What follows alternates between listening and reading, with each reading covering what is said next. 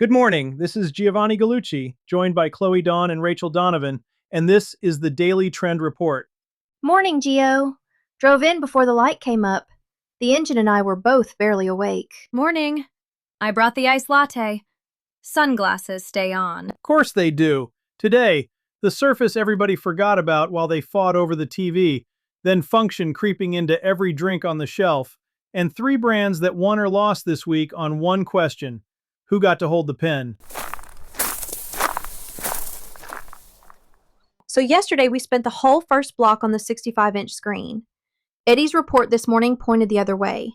He flagged a piece basically saying audio's been carrying brands the entire time everybody was busy yelling about connected TV. And it's the emptiest room in the building. Podcasts, playlists, creator audio. People give it deep, repeat attention, and hardly anybody's bidding on the space. Why does it always get skipped? Because you can't screenshot it, no thumbnail, no view count to wave around in a meeting, so it never makes the slide where budget gets handed out. That's the exact reason it's cheap right now. Two other desks had the mood underneath it. Clark and Travis both ran the same number. 55% of people posting less than they did 5 years ago. Almost half have gone quiet. Right, the feed's turning into a room where everybody's reading and nobody's talking. Video reach is a knife fight now. But somebody's ears on a 40-minute drive, that's undivided attention you don't have to win 3 separate times. It rewards a different thing than the feed does, though. It rewards a voice. Same person, same point of view, showing up on a schedule until your audience knows the sound of you before you say your name. Kendall had the algorithm fatigue piece sitting right next to it. Brands built for the ranking system get wrecked every time the ranking system changes its mind. A familiar voice in somebody's ear doesn't care what the algorithm did overnight. The trap is treating it like leftovers.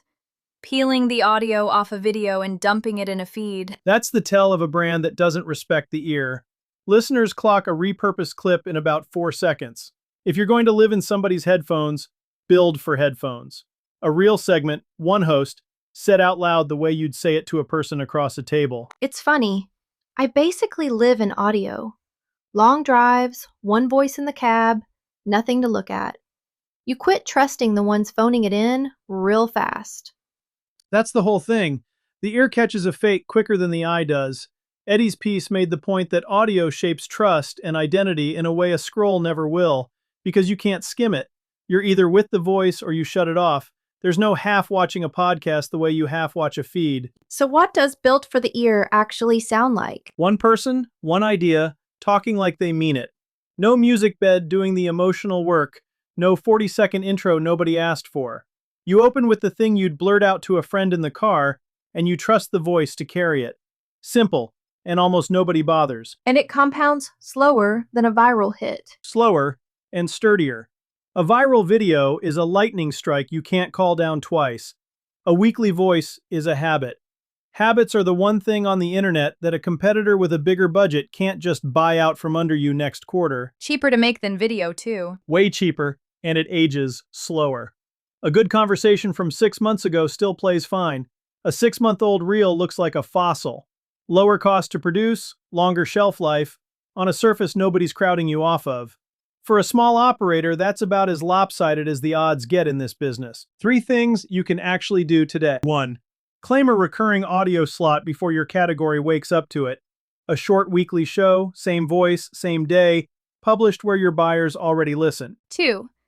Take your best performing post and cut an audio native version, rewritten for the ear. If it only works with the picture attached, it was never audio. 3. Put one recognizable human voice on it and keep them there. The retention play is a person people learn to recognize, not a rotating cast of narrators. Kendall's whole report circled this one. Function stopped being a category and turned into the price of admission. Electrolytes, gut health, adaptogens, showing up in everything now. There's a Sauvignon Blanc spritz on the market with electrolytes in it. Electrolyte wine. We've officially run out of drinks to bolt a benefit onto. And it's spread way past sports drinks. Kendall had half-calf coffees, super premium coconut water, even heritage recipes coming in with a function stapled on. The whole aisle's chasing the same shopper. Of course they are. That's where the money moved. The demand is real, though. She had hydration searches up north of 360% year over year, functional drinks outpacing regular soda 3-1. The demand's real. The problem is everybody read the same memo. When the entire shelf says plus electrolytes, the phrase quits meaning anything. That's the moment function washing shows up, a sticker on the can with barely a dose behind it. So if you've actually got the goods, how do you sound different from the fakers? You quit shooting what everybody else shoots. The whole category films the gym, the finish line, the hangover cure. Same 3 ads on a loop. Nobody's planted a flag on the ordinary afternoon. Say more. Pick one everyday moment the category refuses to film and own it. The 3 o'clock desk slump, the school pickup line, the long drive home in the heat. Make that your standing weekly content. The same real moment every week, and you own a slice of somebody's day instead of scrapping with 11 brands over a treadmill. The drive home's the honest one. Nobody films that. You're wrung out, the AC's roaring, and that's exactly when a real person reaches for the can. And that footage costs you nothing. You're not renting a beach or a gym, you're shooting a Tuesday that already happens, and it reads truer than the aspirational version the whole category paid a fortune for. And the dose question? The function washing part? Show it, don't sell it.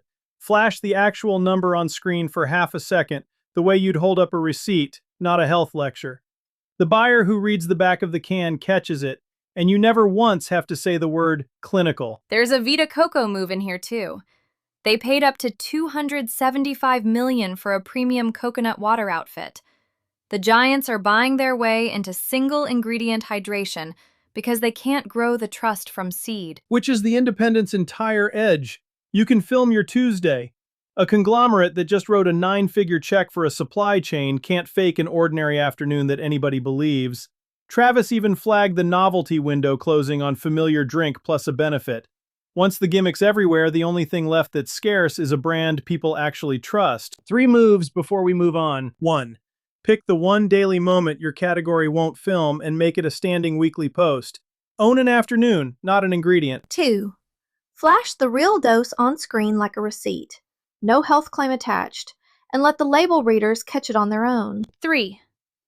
Shoot your ordinary Tuesday on purpose. The unglamorous, believable moment is the thing a giant's checkbook can't reproduce. Eddie and Travis both put Zevia at the top of the tactics file. They handed the biggest campaign in the brand's history to an unscripted Cardi B.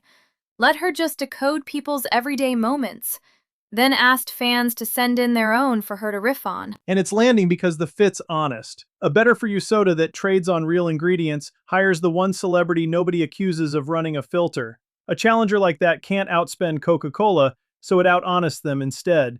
The submission hook is the clever part. The audience writes the next round of content for free. UGG ran a quieter version of the same idea. Travis had it.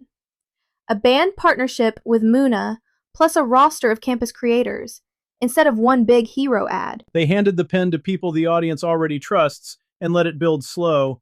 Same pattern under both. The brand stopped scripting every second and gave control to a voice with more standing than the brand's got on its own. Eddie had a related one. Brands throwing their own creator summits, and most of them botch it by treating the creators like a content trap instead of guests. Same disease. You invite people with real audiences, then you script the whole weekend and wonder why the posts come out stiff. The ones getting it right keep it small, keep it useful, and let the room breathe. You can't cast a credible voice and then hold the leash. Which terrifies most marketers. It's the job now. Then look at the flop side. Travis flagged Corbel rolling out a blackberry brandy line on the strength of the flavor and nothing else. A tidy little announcement, nobody's voice on it, no reason on earth to care, and it died in the feed the same day it posted. A flavor isn't a story. A flavor's a fact, and facts don't travel. A person with something to say travels. Even the collab stuff proves the point. Cheez-It and Coors Light did a mashup this week, and the only reason it moves an inch is 2 brands lending each other a crowd for a day. The novelty carries it because there's a wink behind it. Pringles pulled the same trick with Buffalo Wild Wings sauce chips the same week. Unexpected pairing, one good day of noise. Fine as a sugar high. Just don't confuse a collab spike for a brand. The wink buys you a day. A voice buys you the year. So the honest read is hand over the script. The honest read is that control is the thing you trade away to sound real now. Find a voice with standing, an unfiltered person, a band your people love, a creator who's earned the room, and then get out of their way. The brands clutching the script and posting flavors are talking to an empty feed. The ones brave enough to hand somebody else the pen are the ones getting passed around. Here's what to do with all of that. 1. Find the one voice with real standing in your world, an unfiltered person, a beloved creator, a band your audience follows, and build the campaign around them, not your logo. 2. Give people a submission mechanic so the audience makes your next round of content. Ask them to send the thing, then feature it back. 3. Kill the flavor announcement post. No human on it and no reason to care, so no reach. Give it a voice or leave it in the drafts. That's the show. If your brand's been hurling everything at the feed and watching the algorithm eat it, that's the work I do. Organic social strategy for operators. Finding the voice, the surface, and the few moves that compound, instead of chasing every format change off a cliff. I'm Giovanni Gallucci, and GallucciNet builds this for people who'd rather sound human than loud. Come find me at gallucci.net or DM at galluccinet on Instagram or LinkedIn. Talk tomorrow.